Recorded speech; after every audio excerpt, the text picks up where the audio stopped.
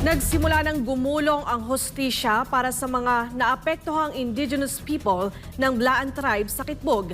Matapos ang pagsasampa ng formal na kaso laban sa mga opisyal ng pamahalaan na nasa likod ng marahas na paglusob ng armadong otoridad sa kanilang lugar. Si Hara Jane Sancho para sa balita.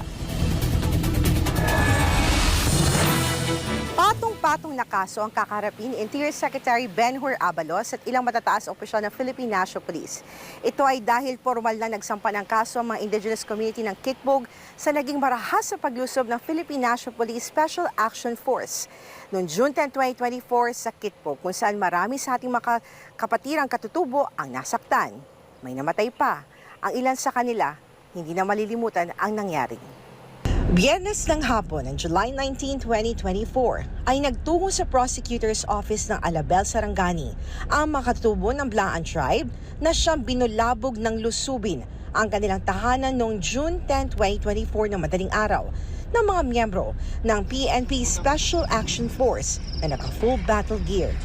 Nag-iwan ng malalim na marka ang bayolenteng pag-atake ng pinagsanib na puwersa ng PNP Special Action Force at Criminal Investigation and Detection Group sa KOJC Religious Compounds para hanapin si Pastor Apollo Sikibuloy.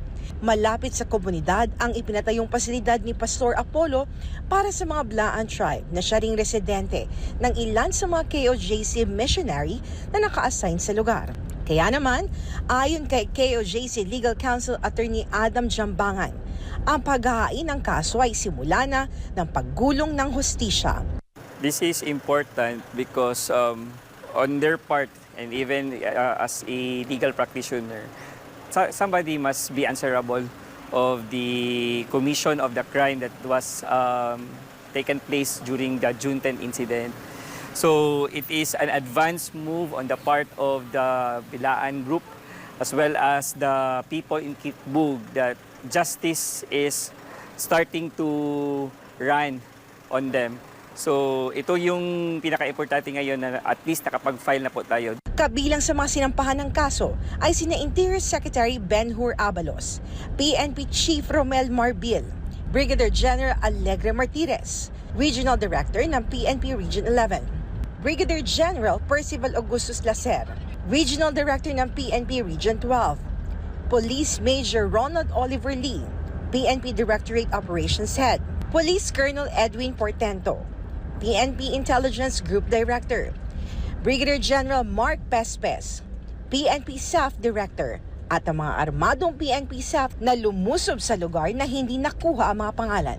Ang mga kakaharapin nilang kaso ay ang grave coercion, unjust vexation, at violation of domicile. Maguguhit ang may dalawa nang namatay na katutubo dahil sa naranasan nilang stress at anxiety sa paglusob ng armadong PNP SAF sa kanilang komunidad na wala man lang ipinakita na search warrant. Ang iba naman ay pinalabas ng kanilang tahanan kahit pa nakiusap ang mga ito na may sakit at senior citizen na.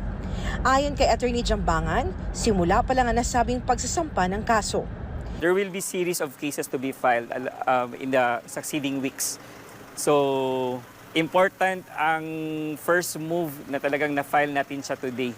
Hindi lang ang mga katutubo ng Blaan Tribe ang magsasampa ng kaso dahil lahat ng mga inagrabyado ng PNP SAF at CIDG sa marahas silang paglusob sa mga religious compound ng KOJC ay magkakaso rin. Para sa Diyos at Pilipinas kumahal, ito si Hara Jane Sancho, SMNA News, Sarangani.